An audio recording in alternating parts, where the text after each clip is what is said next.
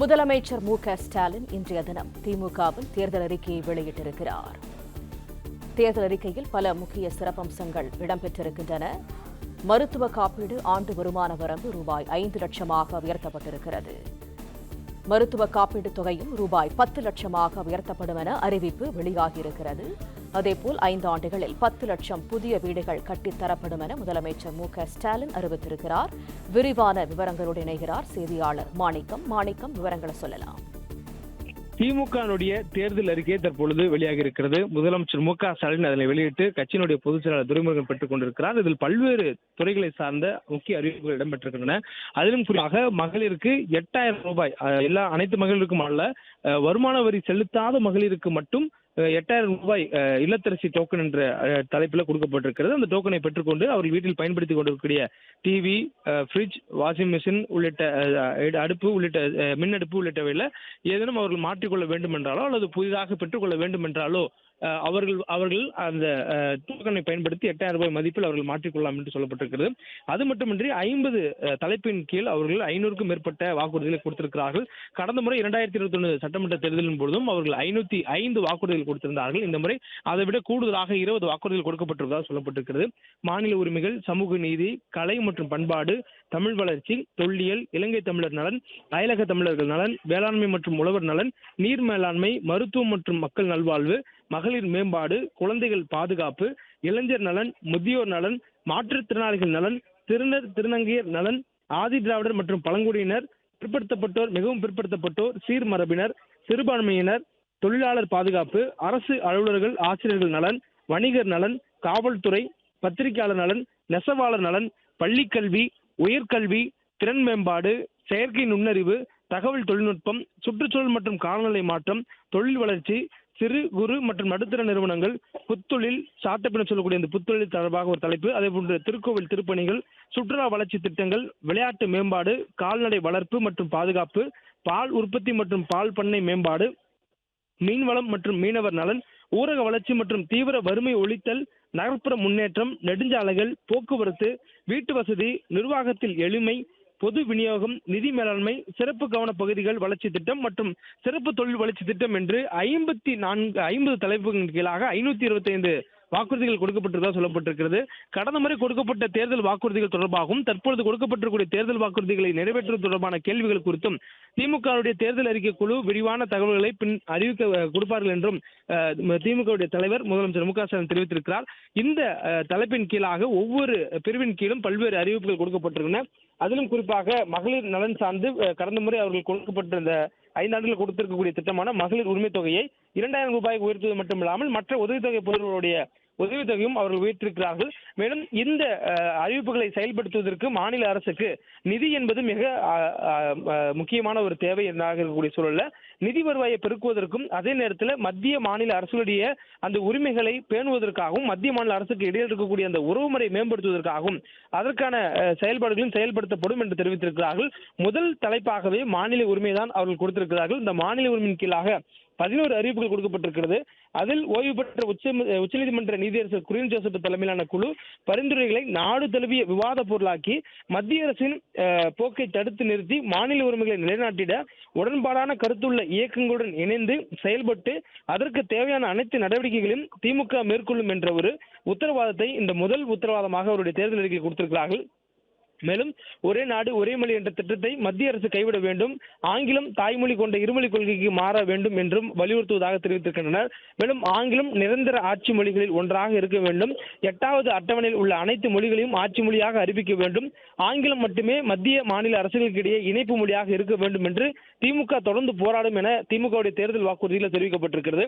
மேலும் உச்சநீதிமன்றங்களில் மாநில அரசுகளுடைய மொழி, அதே போன்று ஒவ்வொரு மாநிலத்தில் பேசக்கூடிய மொழி நீதிமன்ற மொழியாக பயன்படுத்த வேண்டும், அதை பயன்படுத்துவதற்கான அனுமதி கொடுக்க வேண்டும் என்று வலியுறுத்தப்படும் எனவும் சொல்லப்பட்டிருக்கிறது. 1971 மக்கள் தொகை கணக்கெடுப்பின் அடிப்படையிலே மட்டுமே நிதிக்குழு பரிந்துரை செய்ய வேண்டும், தற்போது இருக்கக்கூடிய கணக்கெடுப்பின் படி செய்யக்கூடாது என்பதை வலியுறுத்துவோம் எனவும் சொல்லப்பட்டிருக்கிறது. ஒரே நாடு ஒரே தேர்தல் என்பதை கைவிட்டு அதற்கான சட்ட முன்வரவை திரும்ப பெற வேண்டும் என்ற அறிவிப்பும் இந்த தேர்தல் வாக்குறுதி கொடுக்கப்பட்டிருக்கிறது. கல்வியை மாநில பட்டியலுக்கு மாற்ற வேண்டும் என தெரிவிக்கப்பட்டிருக்கிறது. எமர்ஜென்சி காலங்களில் இந்திரா காந்தி அவர்கள், அம்மையார் அவர்கள் மத்தியில் பிரதமராக இருந்த பொழுது அவர் கல்வியை மாநில பட்டியலுக்கு மாற்றம் செய்திருந்தார். அந்த கல்வியை தற்பொழுது மாநில பட்டியலிருந்து மத்திய பட்டியலுக்கு பொதுப்பட்டியலுக்கு மாற்றியிருந்தார். அந்த பொதுப்பட்டியலிருந்து அதை கல்வியை மாநில பட்டியலுக்கு மாற்ற வேண்டும் என்ற திமுக நிலைப்பாடு இந்த தேர்தல் வாக்குறுதியில் கொடுக்கப்பட்டிருக்கிறது.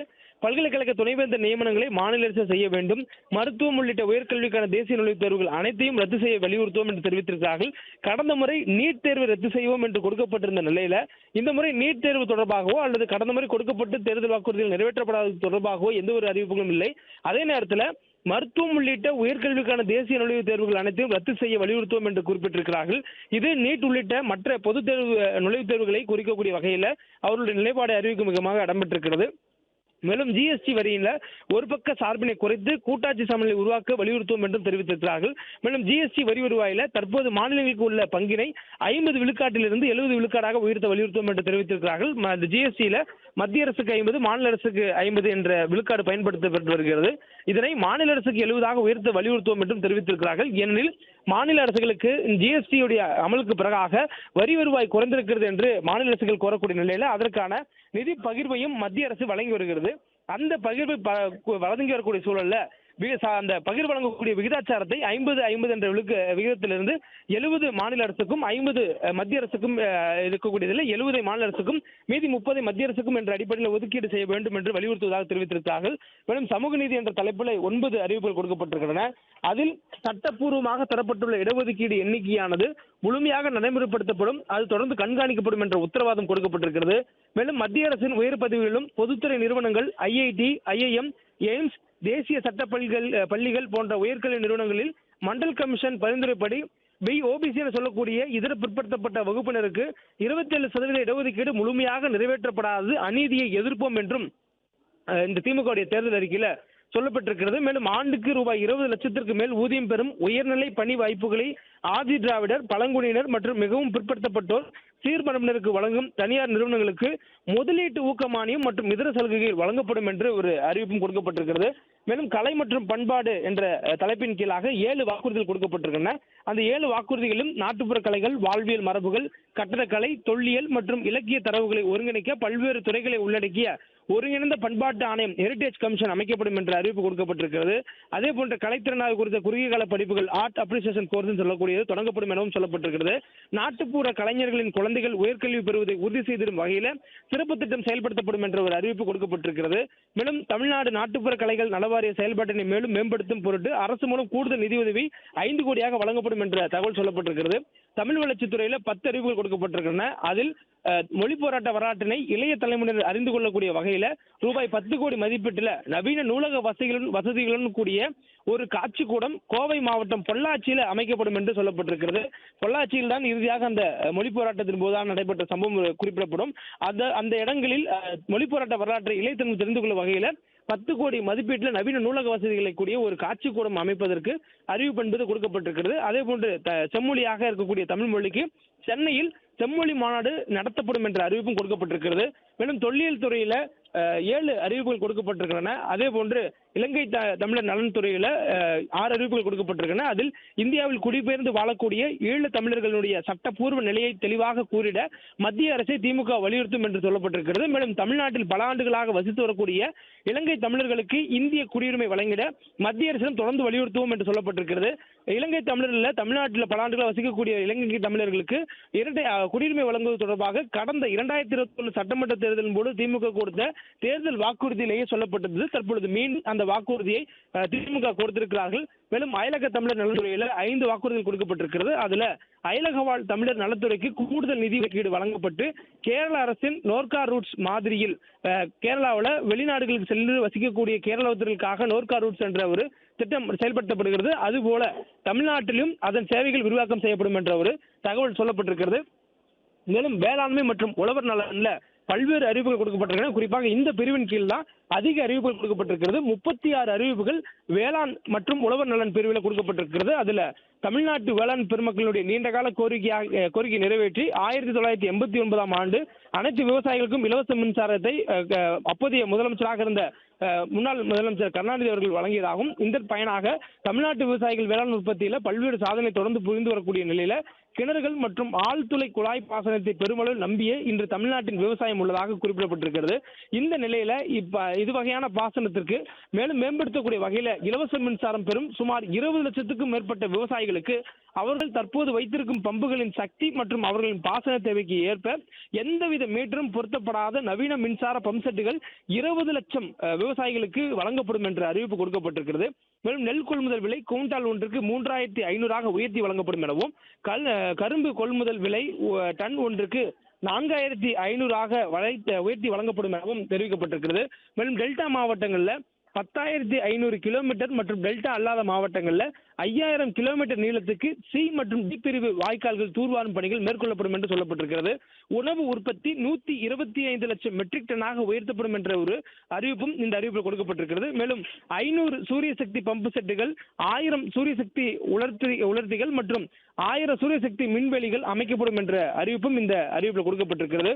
ஊரக பகுதிகளில் உழவர் சந்தைகள் வெற்றிகரமாக செயல்படுவது போல நகர்ப்பகுதிகளில் 100 உழவர் அங்காடி அமைக்கப்படும் என்ற அறிவிப்பு உழவர் மற்றும் வேளாண் என்ற தலைப்பின் கீழ் கொடுக்கப்பட்டிருக்கிறது. அதேபோன்று நீர் மேலாண்மையில 5 வாக்குறுதிகள் கொடுக்கப்பட்டிருக்கின்றன. மருத்துவ மற்றும் மக்கள் நல்வாழ்வு திட்ட அந்த தலைப்பின் கீழாக கொடுக்கப்பட்டிருக்கக்கூடியதுல 23 வாக்குறுதிகள் கொடுக்கப்பட்டிருக்கிறது. அதுல நலமுடன் தமிழ்நாடு 2030 என்ற திட்டத்தின்படி தேவைப்படும் அனைவருக்கும் போதிய மருத்துவ காப்பீடு கிடைக்கும் வகையில் முதலமைச்சரின் மருத்துவ காப்பீடு திட்டத்தில் சேர்க்கப்படுவதற்கான ஆண்டு வருமான வரம்பு என்பது 5 லட்சமாகவும், அதே போன்று தற்பொழுது 5 லட்சமாக கொடுக்கப்பட்டிருக்கக்கூடிய இந்த காப்பீட்டுத் தொகையை 10 லட்சமாகவும் உயர்த்தப்படும் என்ற அறிவிப்பு கொடுக்கப்பட்டிருக்கிறது. ஏற்கனவே தமிழ்நாட்டில் செயல்பட்டு வரக்கூடிய இந்த முதலமைச்சருடைய விரிவான மருத்துவ காப்பீட்டு திட்டத்தில் உள்ள 5 லட்சம் என்பது அந்த காப்பீட்டுடைய தொகை. அந்த தொகையில 2.5 லட்சத்தை மாநில அரசும் 2.5 லட்சத்தை மத்திய அரசும் வழங்குகிறார்கள். இந்த சூழல்ல அதற்கு வருமான வரி வரம்பு என்பதற்கு இருக்கக்கூடிய சூழல்ல அந்த வருமான வரி வரம்பை 5 லட்சமாக உயர்த்துவதாக சொல்லப்பட்டிருக்கிறார்கள். அது மட்டுமின்றி காப்பீட்டுத் தொகை 5 லட்சம் என்பதிலிருந்து 10 லட்சமாகவும் உயர்த்தப்படுவதாக தெரிவித்திருக்கிறார்கள். மேலும் தமிழ்நாட்டில் இளம் வயதினர் உயிரிழப்பிற்கும் வாழ்நாள் குறைவதற்கும் காரணமான இதய நோய்கள், நீரிழிவு நோய், சிறுநீரக பாதிப்பு, புற்றுநோய்கள், சுவாச நோய், செரிமானம், அது சார்ந்த நோய்கள் உள்ளிட்ட முதன்மையான 10 தொற்றா நோய்களை கட்டுப்படுத்தவும் தடுக்கவும் சிறப்பு திட்டம் செயல்படுத்தப்படும் என்று சொல்லப்பட்டிருக்கிறது. ஏற்கனவே தொற்றா நோய்களை தடுப்பதற்காக தமிழ்நாடு அரசின் சார்பில் இல்லம் தேடி மருத்துவம் என்ற திட்டம் செயல்படுத்தப்பட்டு வருகிறது. அதன் ஒரு பகுதியாக இதுவும் விரிவுபடுத்தப்படும் என்ற அடிப்படையில் கொடுக்கப்பட்டிருக்கிறது. மேலும் மாவட்டங்கள் முதல் வட்டங்கள் வரையிலான அரசு மருத்துவமனைகளில் டயாலிசிஸ் சிகிச்சைக்கான வசதிகள் தேவைப்படும் அனைவருக்கும் கிடைத்திருக்கக்கூடிய வகையில் டயாலிசிஸ் கருவிகள் எண்ணிக்கை தற்போது இருக்கக்கூடிய நிலையில இருந்து 2 மடங்காக தற்பொழுது என்ன அளவில் இருக்கிறதோ அந்த எண்ணிக்கை இரட்டிப்பாக உயர்த்தப்படும் என்ற ஒரு அறிவிப்பும் கொடுக்கப்பட்டிருக்கிறது.